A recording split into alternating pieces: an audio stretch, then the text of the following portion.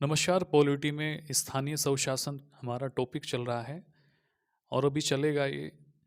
स्थानीय स्वशासन के हम उन प्रावधानों को पढ़ रहे हैं जिनका वर्णन संविधान में है। स्थानीय स्वशासन को जो पढ़ते हैं तो अनुच्छेद 243 पढ़ना होता है। स्थानीय स्वशासन का जब ग्रामीण स्तर पढ़ते हैं या पंचायती राज पढ़ते हैं तो इसमें अनुच्छेद 243 और इसके साथ साथ 15 प्रावधान और पढ़े जाते हैं। ये जो स्थानीय स्वशासन है, जो पंचायती राज व्यवस्था है, पंचायती राज व्यवस्था को 3 स्तर पर लागू करने का रूल संविधान ने या लागू करने का दायित्व राज्य सरकार को संविधान ने दिया है। अब उससे संबंधित क्या क्या प्रावधान पढ़े जाएंगे उसको एक बार समझते हैं और फिर अपने अपने घर चलते हैं। तो स्थानीय स्वशासन, स्थानीय स्वशासन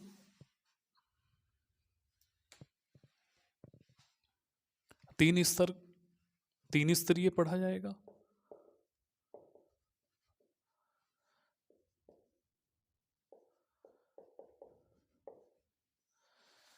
स्थानीय स्वशासन की व्यवस्था 3 स्तर पर की गई है।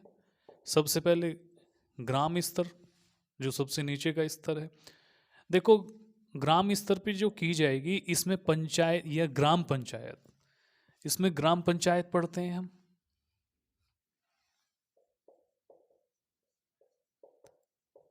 ये जो ग्राम पंचायत है, इस ग्राम पंचायत का गठन होगा ग्राम प्रधान से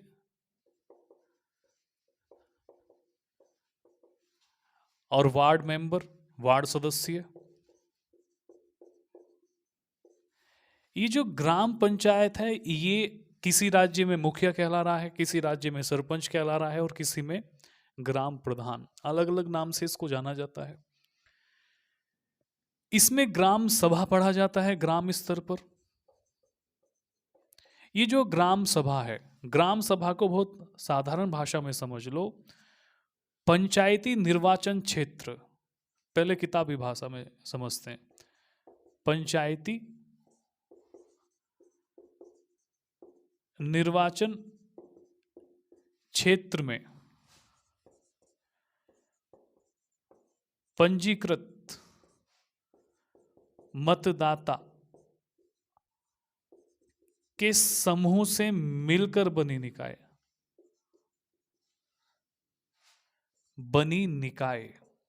या कोई संस्था ग्राम सभा कहलाती है। ये राज्य द्वारा जो कार्य दिए गए हैं या इसको कोई शक्ति अगर दे दी जाती है राज्य के द्वारा तो ये उस पर वर्क कर सकती है, इसका अधिकार है। अब ग्राम सभा क्या है? ग्राम सभा किसी गांव में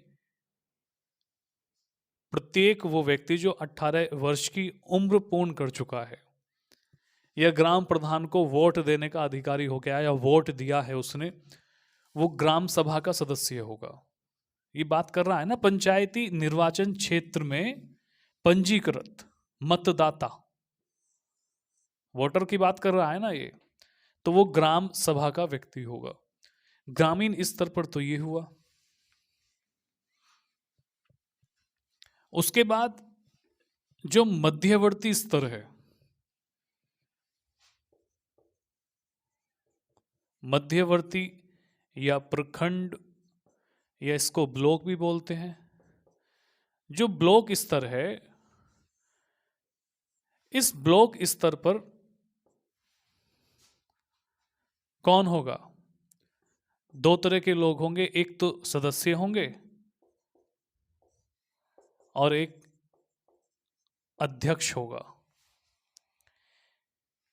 ये जो ग्राम पंचायत का जो चुनाव हो रहा है, ग्राम पंचायत का चुनाव हो रहा है प्रत्यक्ष चुनाव। और प्रत्यक्ष चुनाव का मतलब क्या है? उस ग्राम पंचायत में आने वाला है ग्राम सभा का प्रत्येक व्यक्ति जो 18 वर्ष की उम्र पूर्ण कर चुका है, वो वोट दे रहा है, अपने प्रधान को चुन रहा है, तो ये प्रत्यक्ष चुनाव हुआ।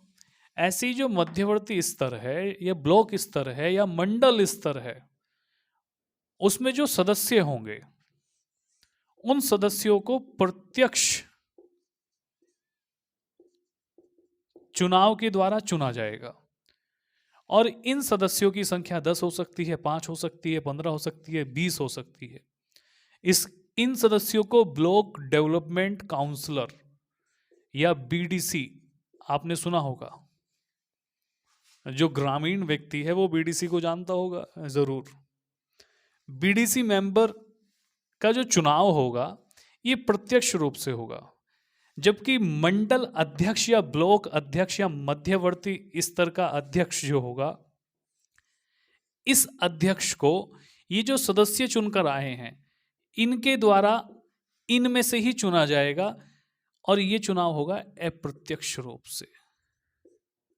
अप्रत्यक्ष चुनाव मतलब बीडीसी किसको चुनेंगे? बीडीसी चुनेंगे अपने अध्यक्ष को, ठीक है। ये मंडल अध्यक्ष या ब्लॉक अध्यक्ष कहलाएगा। उसके बाद तीसरे स्तर का जो होगा वो जिला स्तर है। ये जो जिला स्तर है, वैसे तो हमें सबसे पहले जिला लिखना था, फिर मंडल लिखना था, फिर ग्राम, लेकिन हम चलो कोई बात नहीं। अभी जो जिला स्तर है, जिला स्तर पे भी यही प्रक्रिया चलती है।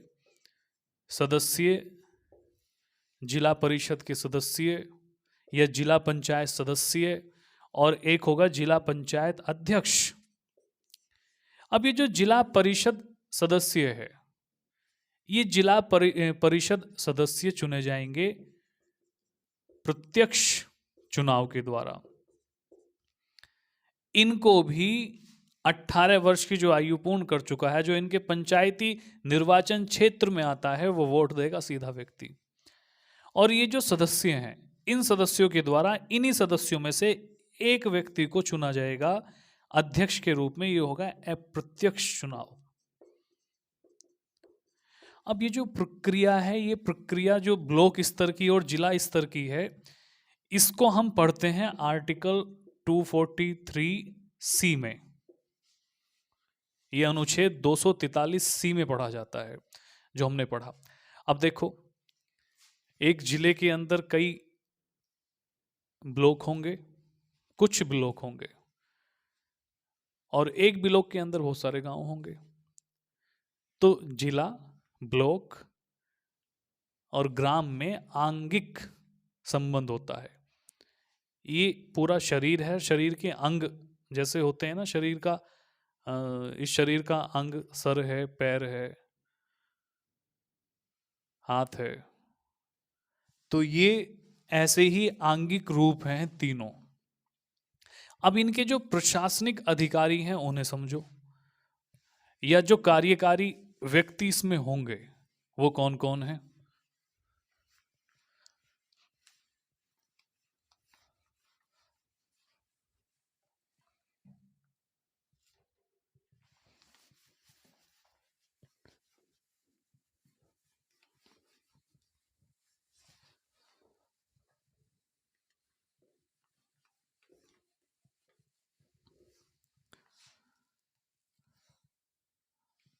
सबसे नीचे जो है ग्राम। ग्राम में जो प्रतिनिधि जीता है वो क्या कहलाएगा? ग्राम प्रधान कहलाएगा, सरपंच जी कहलाएंगे, या ग्राम मुखिया कहलाएंगे। और ग्राम स्तर पे जो प्रशासनिक कार्य किए जाएंगे, विकास कार्य किए जाएंगे, उसके लिए 2 जिम्मेदार अधिकारी होंगे। इसको कहीं ग्राम सचिव कहा जाएगा, इसको वीडियो भी कहा जाएगा। भूमि से संबंधित जो काम होगा वो लेखपाल या पटवार या पटवारी करेगा। उसके ऊपर की जो इकाई है वो ब्लॉक है। ब्लॉक स्तर पे जो काम करेगा वो ब्लॉक अध्यक्ष होगा, मंडल अध्यक्ष। जिम्मेदार जो प्रतिनिधि होगा। और यहां जो अधिकारी काम करेंगे, यहां काम करेगा बीडीओ। ये बीडीओ कहीं कहीं एसडीएम भी हो सकता है। ये राज्यों में अलग अलग नाम से जाना जाता है। ये ब्लॉक डेवलपमेंट ऑफिसर है, ये विलेज डेवलपमेंट ऑफिसर है। उसके बाद भूमि से संबंधित काम जो होगा वो नायब तहसीलदार करेगा।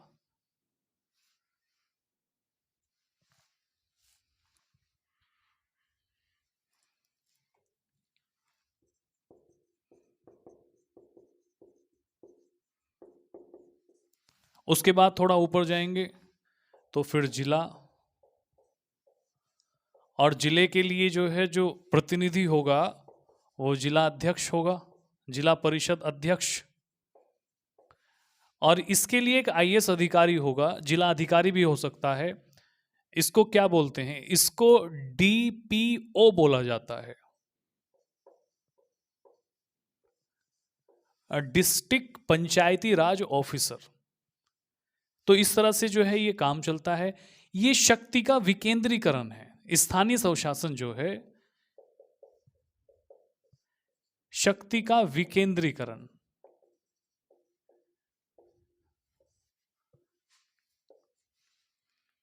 अब ये राजनीतिक विकेंद्रीकरण है और ये प्रशासनिक विकेंद्रीकरण है। ये जो अधिकारी हैं ये प्रशासनिक अधिकारी हैं, प्रशासन से जुड़े हुए हैं। और ये राजनीतिक अधिकारी हैं, राजनेता हैं जो जनता का प्रतिनिधि कर रहे हैं, और इनकी मदद की जाएगी इन अधिकारियों के द्वारा। ठीक है, अब चलते हैं हम इसके संवैधानिक प्रावधानों पे। अनुच्छेद 243 से उठाएंगे और फिर आगे आगे पढ़ते जाएंगे।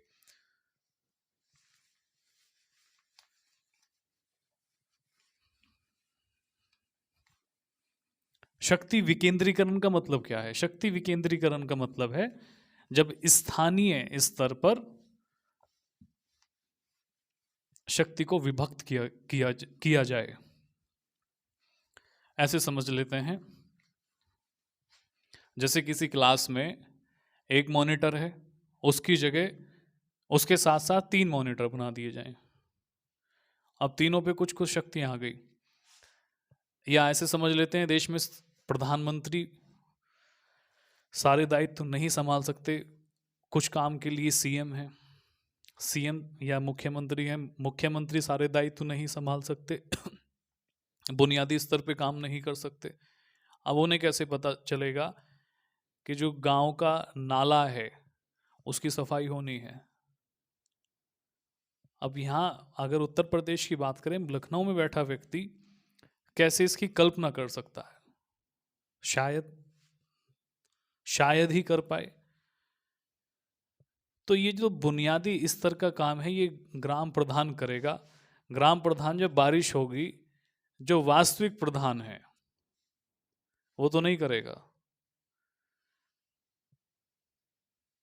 जो वास्तविक प्रधान का मतलब जो वास्तविक प्रधान है वो करेगा, और जो हवाबाजी वाले प्रधान है वो नहीं करेगा। अब जो वास्तविक प्रधान है, बारिश आ गई है, वो कंधे पे फावड़ा रखेगा और घूमेगा, नालों को साफ कराएगा बारिश में ही। और जो वीआईपी प्रधान है वो अपना, उन्हें ज़रूरत ही नहीं है करने की, वो नहीं करेंगे। तो प्रधान भी 2 तरह के होंगे। ये ज़रूरी नहीं है कि बुनियादी स्तर पे काम कर दे। बुनियादी स्तर का व्यक्ति ज़रूर होगा वो, लेकिन ये ज़रूरी नहीं होता कि वो काम करे। वो अधिकारियों से फिक्स कर लेगा। देखो, बहुत जो है जो कुछ राजनीतिज्ञ शास्त्र जो हैं, कुछ राजनीति के विद्वानों ने स्थानीय स्वशासन की आलोचना भी की है। उनका मानना है कि अधिकारियों को उनका परसेंटेज फिक्स कर दिया जाता है, ये इतना खाएगा, ये इतना खाएगा, ये इतना खाएगा। कोई योजना आई, 1 रुपया आया, उसमें से 10 पैसे वहाँ, 10 पैसे वहाँ, 10 पैसे वहाँ। और जो इंक्वायरी करने वाले हैं, इंक्वायरी में भी वही अधिकारी हैं। ऐसा बहुत कम होता है कि जब इंक्वायरी बड़े स्तर पे हो जाए, उसमें तो अधिकारी भी नप जाते हैं, प्रधान भी नप जाता है, जेल तक जाते हैं प्रधान। तो जो आलोचक हैं वो इसे गलत समझते हैं, जो प्रशंसक हैं वो इसको सही समझते हैं। ये अपना अपना नज़रिया है। लेकिन अगर एक सही ढंग से काम हो तो स्थानीय स्वशासन वास्तव में बहुत बुनियादी चीज़ है। गांव से ही चलती हैं चीज़ें, क्योंकि भारत गांव का देश है। तो बहुत बढ़िया है ये। लेकिन देखो, करप्शन तो हर जगह है, उसमें कोई बात ही नहीं है। अब चलते हैं अनुच्छेद 243 पर। अनुच्छेद 243 बात करता है स्थानीय स्वशासन की परिभाषा।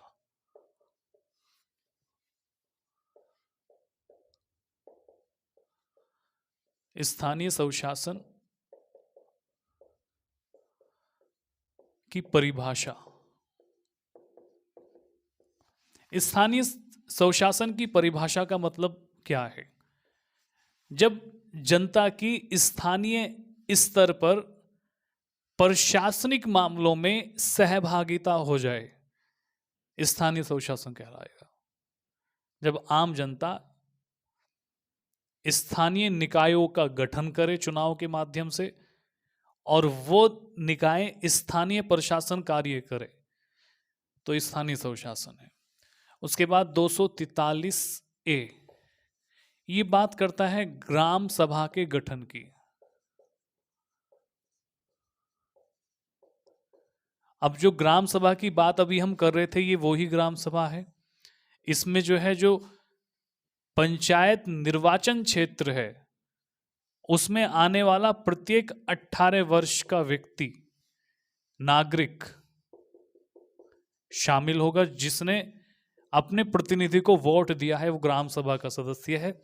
ग्राम सभा को कुछ शक्तियां दी जा सकती है, राज्य विधि बनाकर शक्तियां दे सकती है। उसके बाद 243 बी बात करता है पंचायती राज के गठन की। पंचायती राज का गठन, पंचायती राज का जो गठन होगा वो 3 स्तर पर होगा।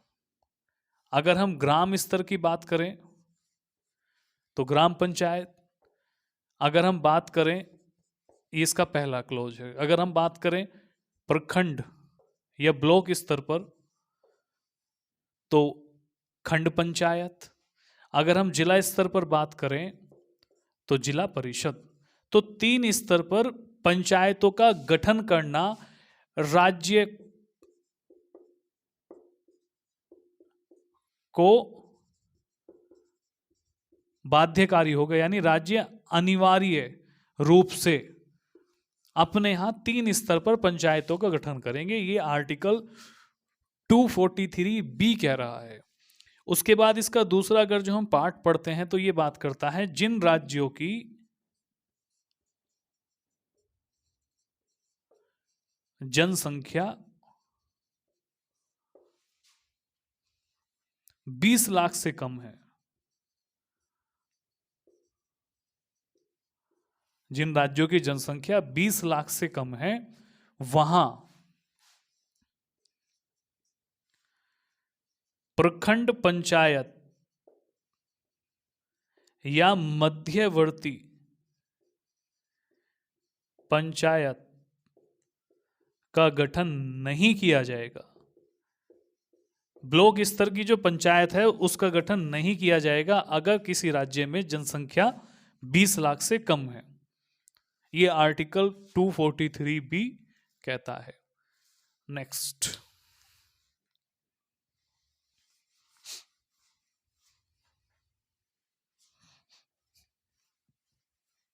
बी के बाद सी।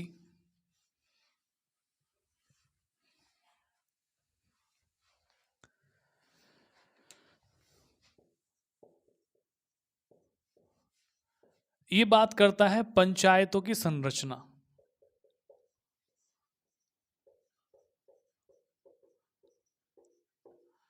अब पंचायतों की संरचना से संबंधित, यानी राज्य विधि बनाकर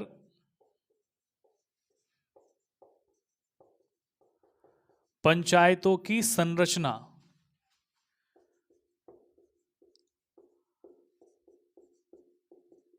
संबंधित प्रावधान कर सकती है।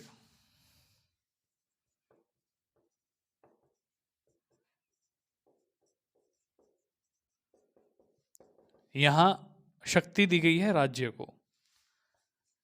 अब देखो, राज्य सरकार, या इस आर्टिकल में क्या क्या पढ़ा जा सकता है? इसमें पढ़ा जा सकता है पंचायतों के प्रादेशिक निर्वाचन क्षेत्रों के लिए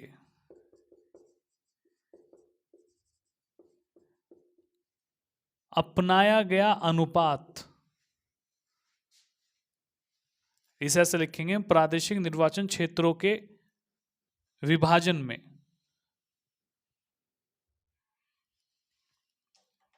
के विभाजन के लिए अपनाए गए अनुपात को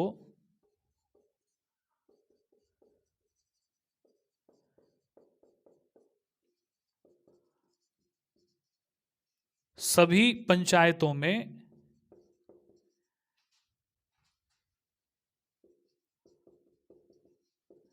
एक समान रखा जाएगा। कहने का मतलब यह है कि निर्वाचन क्षेत्रों का जो विभाजन किया जाएगा उसके लिए जिस भी रेशो को आप अपनाते हो वो सभी पंचायतों के लिए एक से हो उस राज्य में। ठीक है, ऐसे ही सीटों का विभाजन है। उसके बाद इसमें क्या कहा गया है? उसके बाद इसमें कहा गया है कि पंचायतों के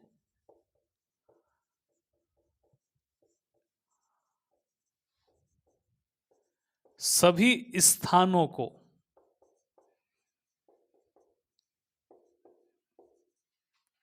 भरने के लिए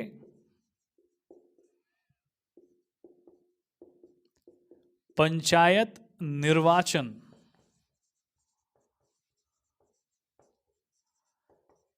क्षेत्र से प्रत्यक्ष चुनाव द्वारा जीतकर आए व्यक्तियों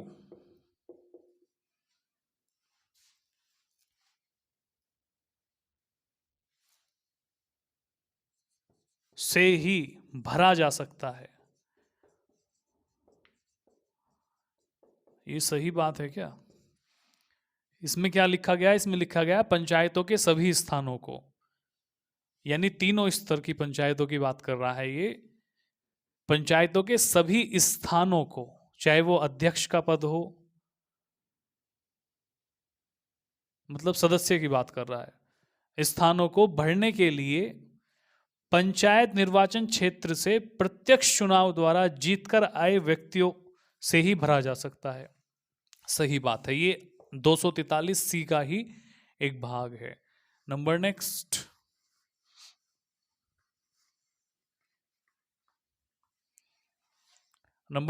क्या लिखेंगे? नंबर नेक्स्ट लिखेंगे कि जो पंचायतों के सदस्य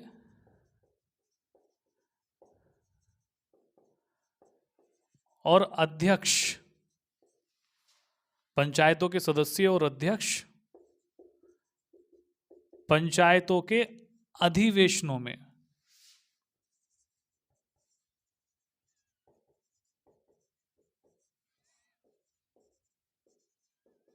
अधिकार पूर्वक भाग लेंगे। उसके बाद 243C में ही कहा गया है, ये बहुत अच्छा फैक्ट है जो अब लिखेंगे हम, ये कह रहा है ग्राम स्तर पर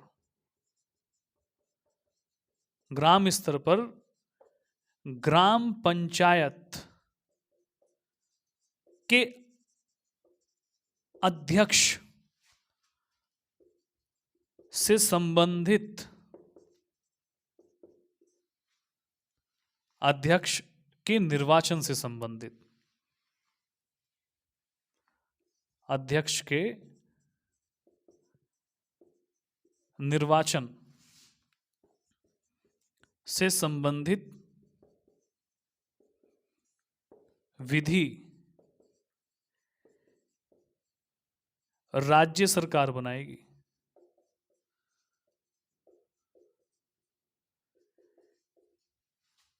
राज्य सरकार बनाएगी।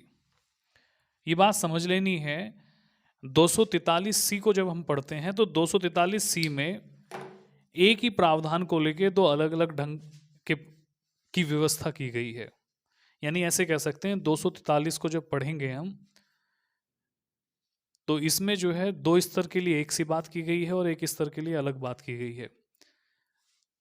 पंचायती राज के 3 स्तर हैं, ग्रामीण स्तर है, एक ब्लॉक स्तर है और एक जिला स्तर है। अगर हम ब्लॉक स्तर और जिला स्तर के अध्यक्ष की नियुक्ति की बात करते हैं, निर्वाचन की बात करते हैं, तो उसके लिए बहुत सीधी सीधी बात है। जो ब्लॉक स्तर के सदस्य चुनकर आए हैं, जीत कर आए हैं चुनाव, और जो जिला स्तर के सदस्य हैं चुनाव जीत कर आए हैं, वो अपने अध्यक्ष को चुनेंगे। तो एक अध्यक्ष ब्लॉक अध्यक्ष होगा, मंडल अध्यक्ष, और एक जिला अध्यक्ष होगा। जबकि जो ग्राम पंचायत का अध्यक्ष है, इसके निर्वाचन के लिए राज्य सरकार कानून बनाएगी। तो इसको इनमें अंतर याद रखना। अध्यक्ष के निर्वाचन से संबंधित पंचायती राज को अगर समझना चाहते हो तो इसमें दो तरह की बातें याद रखनी होती है। अगर ब्लॉक अध्यक्ष का निर्वाचन है और जिला परिषद के अध्यक्ष का निर्वाचन है, तो इन अध्यक्षों को इनके ही सदस्य चुनेंगे। यानी ब्लॉक स्तर पर ब्लॉक सदस्य द्वारा ब्लॉक अध्यक्ष चुना जाएगा, जिला स्तर पर जिला सदस्यों द्वारा जिला अध्यक्ष चुना जाएगा। जबकि ग्राम में ये व्यवस्था नहीं है। ग्राम स्तर पर ग्राम पंचायत का जो अध्यक्ष होगा उसके निर्वाचन के लिए कानून बनाएगी राज्य सरकार। इसको देखना। नेक्स्ट, इसी में क्या लिख सकते हैं? इसी में हम लिख सकते हैं कि राज्य विधि बनाकर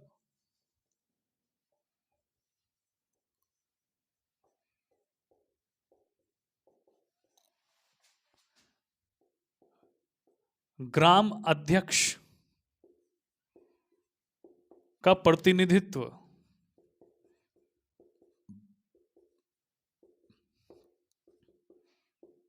ब्लॉक स्तर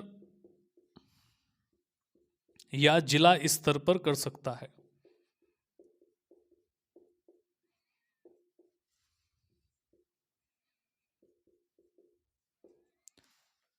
राज्य विधि बनाकर ग्राम अध्यक्ष का प्रतिनिधित्व ब्लॉक स्तर या जिला स्तर पर कर सकता है। ऐसे ही राज्य विधि बनाकर ब्लॉक स्तर का प्रतिनिधित्व स्तर के अध्यक्ष का प्रतिनिधित्व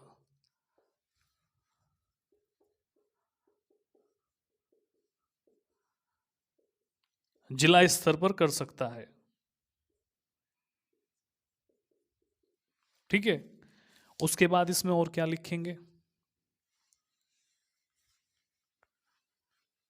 और क्या लिखा जा सकता है इसमें? 243 में और लिख सकते हैं हम क्या कि लोकसभा व राज्यसभा के सदस्यों तथा विधानसभा व विधान परिषद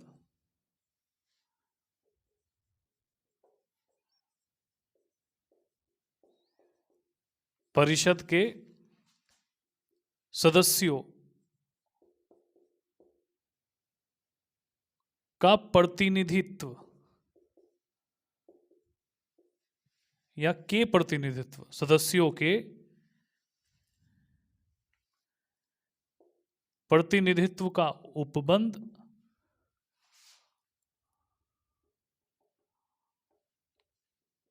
राज्य सरकार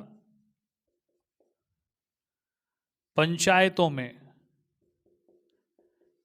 कर सकती है। इसको हम ऐसे भी लिख सकते हैं कि पंचायतों में राज्य सरकार विधि बनाकर अपने यहां पंचायतों में लोकसभा व राज्यसभा के सदस्यों, या इसको हम कह देंगे सांसदों, तथा विधानसभा या विधान परिषद के सदस्यों, या इसको हम कह देंगे विधायकों का प्रतिनिधित्व का उपबंध पंचायती संस्थाओं में कर सकती है। इसको हम ऐसे भी कह सकते हैं। 243C हमारा कंप्लीट।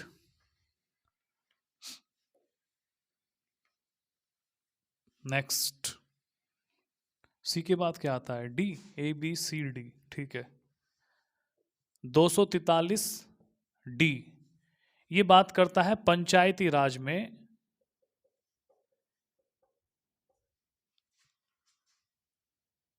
संस्थाओं में सीटों पर आरक्षण। संस्थाओं में आरक्षण, आरक्षण को तीन तरह से पढ़ेंगे इसमें।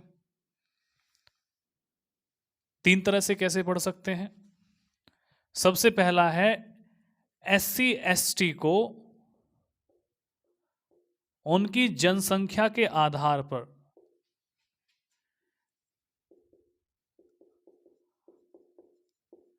इन संस्थाओं में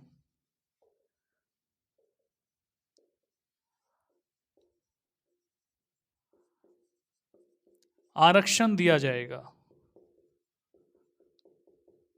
ये बात ध्यान रखने की है इसमें। इसे हम दूसरी तरह से कैसे, इसी में नेक्स्ट बात क्या पढ़ेंगे हम, कि जो एससी एसटी सीटें हैं, एससी एसटी की आरक्षित सीटें, ऐसे लिखेंगे, एससी एसटी की आरक्षित सीटों में एससी एसटी महिलाओं के लिए, ये समझने की बात है, 1/3 सीटें आरक्षित की जाएगी। और इसी में 243 सी में ही एक बात और याद रखना कि पंचायती राज संस्थाओं में महिलाओं के लिए, ओवरऑल महिलाओं की बात कर रहा हूं मैं, महिलाओं के लिए 1/3 सीटें रखी जाएंगी। तो इस फैक्ट को हम कैसे याद रखेंगे? 243 डी, डी है ना, डी है। 243 डी बात करता है पंचायती राज संस्थाओं में आरक्षण की। आरक्षण को तीन तरह से समझ सकते हैं। सबसे पहला यह है कि जनसंख्या के आधार पर इन संस्थाओं में एससी एसटी को सीटें आरक्षित कर दी जाएंगी, रिजर्व कर दी जाएंगी। इसी में एक फैक्ट और बढ़ा के पढ़ा जाता है कि जो एससी एसटी के लिए सीटें आरक्षित की गई हैं, इन सीटों में एससी एसटी महिलाओं के लिए 1/3 सीट रखी जाएंगी। और इस फैक्ट से बाहर आके एक बात और इसमें पढ़ेंगे हम इस आर्टिकल में, कि इस पंचायती राज संस्थाओं में महिलाओं के लिए 1/3 सीटों का प्रावधान किया गया है। पंचायती राज संस्थाओं में अगर 30 सीटें भरी गई हैं तो 30 का 1/3 सीट महिलाओं के लिए होंगी। इस तरह की व्यवस्था है। नेक्स्ट, नेक्स्ट ये जाएं, बस इसमें इतना ही पढ़ेंगे आज, ठीक है।